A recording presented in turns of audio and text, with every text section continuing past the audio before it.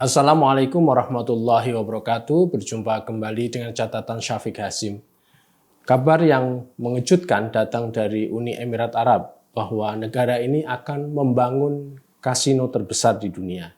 Bahkan kasino ini akan menjadi kasino yang melebihi kasino di Las Vegas, Amerika, dan di negara manapun.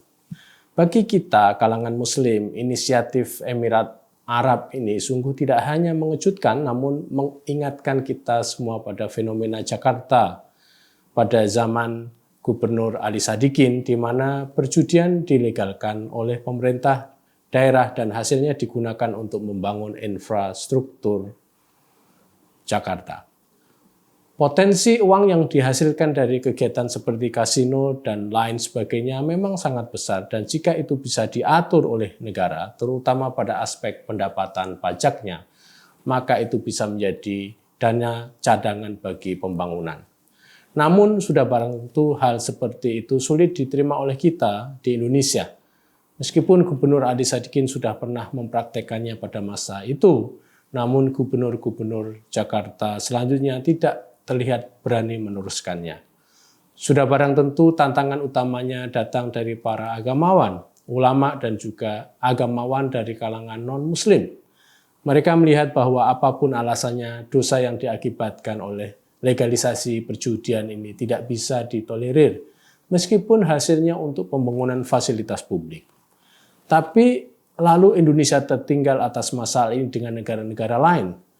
Malaysia misalnya, negara yang mayoritasnya Muslim, membangun wilayah kasino di Genting Islands, dataran tinggi Genting. Pembukaan kasino ini sangat ketat dalam memeriksa pengunjungnya. Nampaknya pemerintah Malaysia memperuntukkan Genting Islands ini untuk non-Malaysia atau orang Malaysia yang non-Muslim. Di Indonesia, baik untuk orang asing maupun orang Indonesia, nampaknya tetap ditentang. Tapi masalah dari ini semua, perjudian tetap saja berlangsung dan terjadi, meskipun itu secara hukum dilarang. Pemerintah Uni Emirat Arab saat sekarang sedang mempersiapkan landasan hukumnya. Mereka menyatakan bahwa hukum di Amerika dan hukum di Singapura akan menjadi semacam percontohan atau bahkan landasan bagi mereka untuk operasionalisasi kasino. Pembangunan kasino ini akan selesai pada tahun 2026 dan pada tahun yang sama pula menurut rencana kasino ini dibuka. Luas kawasan kasino ini mencapai 18.500 meter persegi dan sekaligus kasino ini dinobatkan menjadi salah satu kasino dari 10 kasino terbesar di dunia. Lokasi kasino ini ditempatkan di Dream Islands atau Pulau Impian. Pihak penyelenggara pembangunan kasino ini nampaknya bukan main-main dalam mengadakan kawasan kasino terbesar ini. Mereka menyatakan bahwa kasino mereka akan lebih besar dari kasino Wynn Las Vegas, Amerika. Mereka yang mengusulkan pembangunan kasino di Uni Emirat Arab ini berpikir jika negeri ini memang sangat potensial untuk menjadi tempat kasino terbesar di dunia.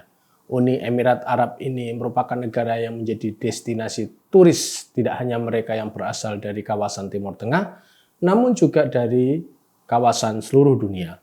Orang-orang Eropa seperti orang Inggris dan orang Jerman sangat mudah dan dekat datang ke Uni Emirat Arab. Bahkan dari seluruh dunia, Uni Emirat Arab bisa dicapai dalam waktu sekitar 8 jaman. Apa yang dilakukan oleh Uni Emirat Arab ini bisa dikatakan hal pertama bagi negeri di kawasan Arab dan Teluk ini. Sampai saat ini hampir bisa dipastikan bahwa negara-negara di kawasan ini melarang perjudian terjadi di negeri mereka. Wynn Resort Group, bisnis besar yang melaksanakan pembangunan kasino di Uni Emirat Arab ini dikabarkan akan membangun 1.000 kamar mewah. Tidak hanya permainan judi atau gaming, mereka juga membangun restoran dan area untuk spa. Sebenarnya negeri ini juga sudah agak lama melegalkan pemakaian bikini di pantai dan juga alkohol.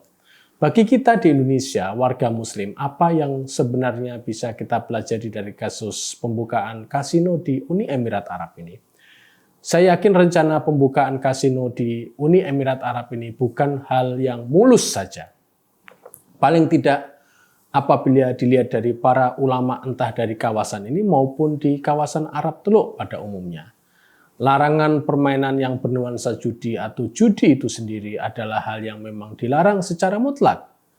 Di negeri-negeri Islam di mana peran ulama itu sangat kuat, maka segala jenis dan bentuk perjudian itu tidak mendapatkan izin.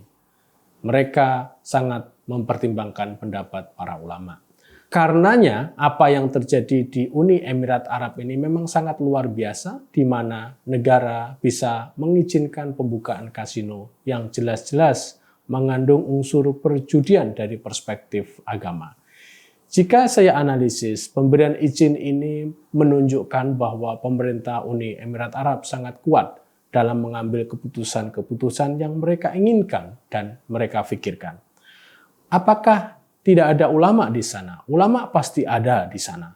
Dan saya kira banyak sekali. Namun keputusan pemerintah nampaknya begitu kuat. Hal yang menarik juga untuk diperbincangkan di sini, di mana di negeri seperti Indonesia, perbincangan tentang turisme halal sedang ramai dan digalakkan, namun di negeri di mana sistem Islami sekarang ini sedang membangun tempat wisata yang juga bisa menampung turis dunia. Turis dunia ini maksudnya adalah turis-turis dari negeri-negeri barat dan negeri-negeri non-muslim. Sarana dan prasarana turisme yang mendukung nilai dan tradisi mereka non-muslim dipersiapkan pula sedemikian rupa oleh pemerintah Uni Emirat Arab. Dengan demikian mereka membangun kawasan wisata yang friendly dengan tradisi dan kebiasaan mereka orang-orang barat dan non-muslim, yang mungkin dari kacamata kita sebagai orang Indonesia itu bisa dipandang sebagai hal yang haram. Mereka menyediakan restoran-restoran yang menyajikan wine dan hal-hal non-halal lainnya yang mana jenis minuman bahkan makanannya tidak diizinkan untuk dikonsumsi oleh orang Islam. Mereka juga membuka pantai-pantai di mana pakaian bikini yang dipandang membuka aurat boleh dipakai di pantai-pantai itu. Saya melihat bahwa keputusan-keputusan yang kontroversial, meskipun keuntungan ekonominya gede sekali, ini menunjukkan cara pandang baru tentang peran negara dalam konteks masalah-masalah yang seperti saya sebutkan di atas. Sebagai catatan, saya melihat bahwa fungsi negara yang dimainkan oleh Uni Emirat Arab ini adalah lembaga yang mengatasi segala masalah.